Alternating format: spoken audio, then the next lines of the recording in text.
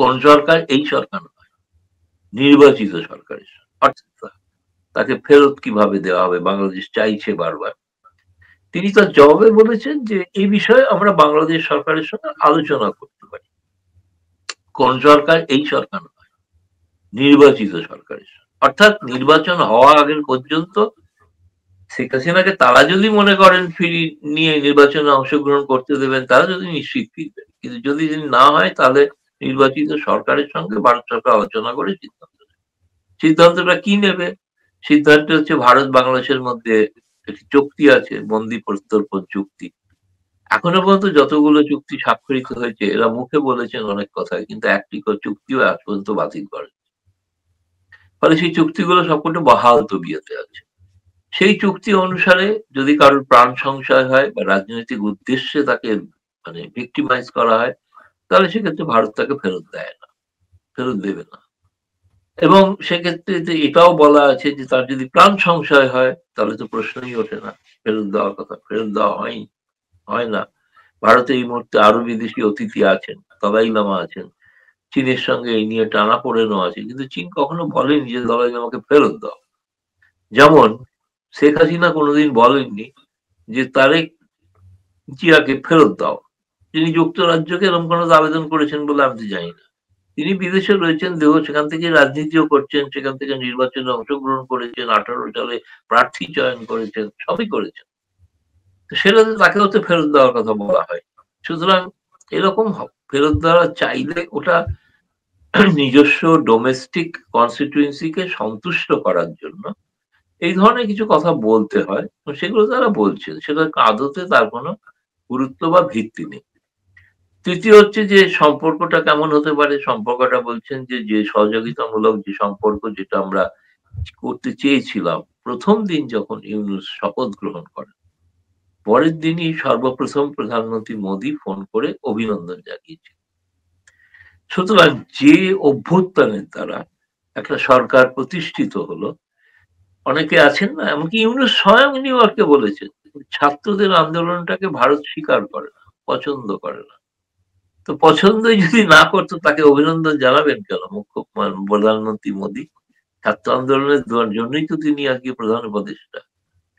ফলে তিনি এগুলোকে অবান্তর কথা বলছেন আর কি। যে কারণে ভারতের আশা ছিল যে ইউনূসকে প্রথম দিন যেভাবে প্রতি সম্বর্ধনা জানিয়েছেন, ভারতে আমন্ত্রণ জানিয়েছেন, এমনকি পরবর্তীকালে একটি গ্লোবাল সাউথ শিখর সম্মেলন হয়েছে ভার্চুয়ালি, সেটাতে তার আমন্ত্রণে ইউনূস যোগ দিয়েছেন। এমনকি বিমস্টেক সম্মেলনের ফাঁকে প্রধানমন্ত্রী মোদী, বহু বিতর্ক ছিল দেখা করবেন কি করবেন না, শেষ পর্যন্ত দেখা হয়েছে, ইউনূসের সঙ্গে কথাবার্তা হয়েছে। অর্থাৎ এবং তারপরে কিন্তু ভারতের পররাষ্ট্র সচিব ঢাকায় গিয়েছেন। ফলে ভারতের তরফ থেকে একটা উদ্যোগ ছিল সরকারের সঙ্গে সম্পর্কটা স্বাভাবিক রাখার। কিন্তু বিনিময়ে যেটা উত্তরে প্রত্যুত্তরে ভারত যেটা দেখেছে যে ওখান থেকে বৈরিতা এবং উগ্র ভারত বিরোধিতা। এবং প্রফেসর ইউনূস এমন কিছু বলেছেন যাতে ভারতে আরো বিরক্তি তৈরি হয়েছে। তিনি উত্তর পূর্ব ভারত নিয়ে কথা বলেছেন, ল্যান্ডলক কথা বলেছেন, এসব বলেছেন। ওটা বাংলাদেশ তো ল্যান্ডলক, সেটা তিনি অর্থনীতির ছাত্র, ভূগোল হয়তো পড়েননি। ভূগোল দেখলে জানতে পারবেন যে বাংলাদেশটাই ল্যান্ডলক, 3 দিকে ভারত। ভারত যদি কোনো কারণে সমস্ত রাস্তা বন্ধ করে দেয়, কোথা দিয়েও বেরোতে পারবে। ফলে এগুলো অবান্তর কথা, কারণ ভারত সেটা করবেও না কখনো। এরকম কিছু নয় যে ভারত 3 দিক বন্ধ করে দেবে। পরের প্রশ্ন ছিল মানুষে মানুষের সম্পর্ক কেমন হবে, অর্থাৎ সেটা যে ভিসা দেওয়া। ভিসা দেওয়ার ক্ষেত্রে তিনি বলেছেন যে এটা ঘটনা আপনারা সকলেই জানেন যে কি পরিস্থিতিতে ভিসা পরিস্থিতি বন্ধ করতে হয়েছিল। যারা ভিসা দিত, বহু কর্মচারী তাদেরকে পালিয়ে আসতে হয়েছে ভারতে। এখন স্বাভাবিক ধীরে ধীরে তারা অনেকে ফিরছেন, সকলে এখনো ফেরেনি। এখনো অনেকের ভয়ে আছে যাওয়ার ক্ষেত্রে। এবং কিন্তু তা সত্ত্বেও গোটা বিশ্বের মধ্যে ভারত যত ভিসা দেয় অন্য সমস্ত বিদেশি নাগরিকদের, তার মধ্যে এখনো বাংলাদেশ হচ্ছে শীর্ষে। সংখ্যাটা কমে গেছে কিন্তু শীর্ষে। সব থেকে বেশি ভিসা ভারত বাংলাদেশ থেকেই দেয়। মনে আছে নিশ্চয়ই যে 5ই আগস্টের পর ওই পরের দিনও ভারতীয় হাই কমিশনের সামনে এমন একটা পরিস্থিতি সৃষ্টি হয়েছিল, এখানে ভারতীয় হাই কমিশনার সহ সকলকে ক্যান্টনমেন্টে আশ্রয় নিতে হয়েছিল। অনেকে তার পাল্টা যুক্তি এখন দেন, আরে আগরতলাতে তো ভারতীয়, আমাদের মিশনে তো, বাংলাদেশ মিশনে তো ভারতীয়রা হামলা করেছিল, সেটার কি হলো? ভারতীয় মিশন কিন্তু সেখানে আগরতলার মিশনে কোনো ক্ষতিগ্রস্ত কিছু হয়নি, সামান্য কিছু হলে হতে পারে, কিন্তু এর জন্য ভারত দুঃখ প্রকাশ করেছে এবং নিন্দা করেছে প্রকাশ। কিন্তু ভারতীয় মিশনে হানা দেওয়া, ভারতীয় সাংস্কৃতিক কেন্দ্র পুড়িয়ে দেওয়া, এ ব্যাপারে বাংলাদেশের যারা ক্ষমতায় আছেন তারা কেউ কোনো বিবৃতি দিয়েছে? কেউ কোনো নিন্দা করেছেন? কাউকে গ্রেপ্তার করেছেন? কিন্তু আগরতলা যারা গ্রেপ্তার হয়েছে, তারা এখনো জেলে আছে, কিন্তু ওখানে তো সেটা হয়নি। এবং সেই ভারতের ধরুন মিশন যদি কোনো কারণে আক্রান্ত কোথাও হয়, সেটা কিন্তু অর্থ হচ্ছে ওটা কিন্তু ওই জায়গাটা কিন্তু সার্বভৌম জায়গা, ওই জায়গাটা হচ্ছে একটা রাষ্ট্র, মানে আপনি ভারত রাষ্ট্রের উপর আক্রমণ করবেন, সেই প্রতি আক্রমণটা হয়নি ভারতের তরফ থেকে। কিন্তু ভারতের সেটা প্রধানমন্ত্রী বলেই দিয়েছেন কলকাতা কমান্ডার্স কনফারেন্সে, এরকম আক্রমণ হলে এবার আর কোনো সহ্য করা হবে না, প্রতি আক্রমণ করা হতে পারে। তো সবকটা এই কারণে আরো জটিল হয়ে গিয়েছে। তৃতীয় লাস্ট একটা বিষয় ছিল, যে বিষয়টা ছিল সন্ত্রাসবাদ এবং জঙ্গিবাদ, যেটা বাংলাদেশের ক্ষেত্রে আমরা দেখতে পাচ্ছি এবং যেটা খুব চিন্তাজনক বিষয়। সেই বিষয়ে পররাষ্ট্র সচিব বলেছেন যে এই বিষয়ে আমরা বাংলাদেশের সঙ্গে যৌথভাবে কাজ করতে চাই, যাতে সেখানে সন্ত্রাসবাদ বা চরমপন্থা সেগুলো যাতে নিয়ন্ত্রণ করা যায়।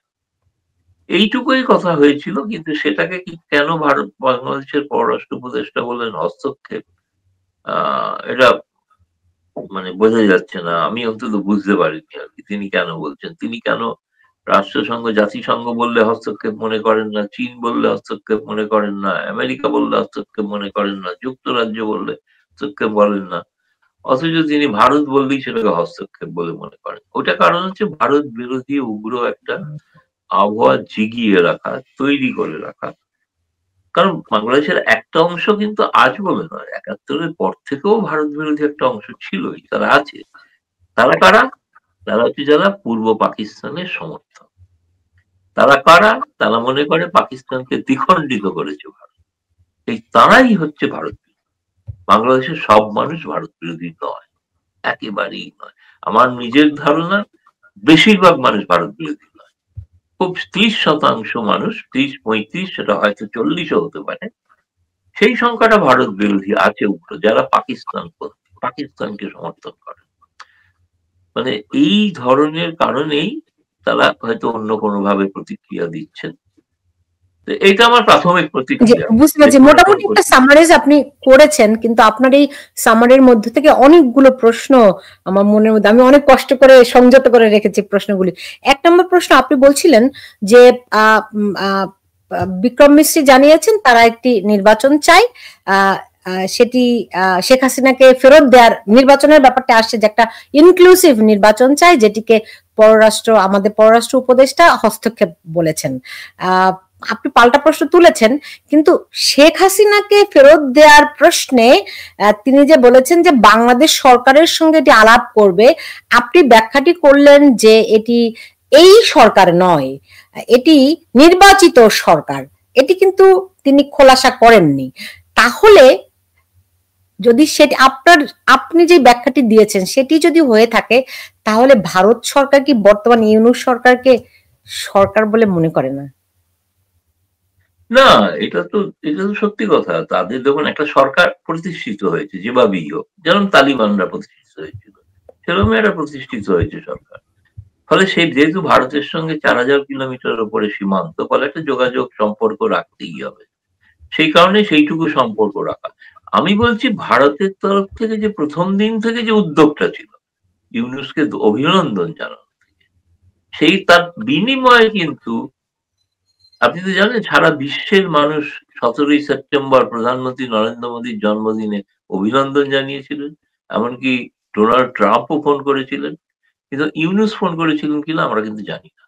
না সেখানকার কোনো মিডিয়ায় দেখেছি, গণমাধ্যমে, না ভারতের মিডিয়াতেও দেখিনি। এবং আমি যেটা জানি সেটা হয়তো তিনি করেন, অসৌজন্যতা দেখিয়েছেন। ফলে অনেক আগে থেকেই তিনি কিন্তু একটা শীতলতা দেখাচ্ছেন ভারতেও। কারণ তিনি তো, আমাদের যেটা ওভারঅল মনে হয়েছে সার্বিকভাবে, যে ইউনূস ভারতের সঙ্গে সুসম্পর্ক রাখতে চান না। তিনি চান পাকিস্তান, চীন বা তুরস্ক ইত্যাদি এই সমস্ত রাষ্ট্রের সঙ্গে সম্পর্ক রাখতে চান বেশি, বা মুসলিম দুনিয়া বলতে যা বোঝায় সেগুলোর সঙ্গে আছে।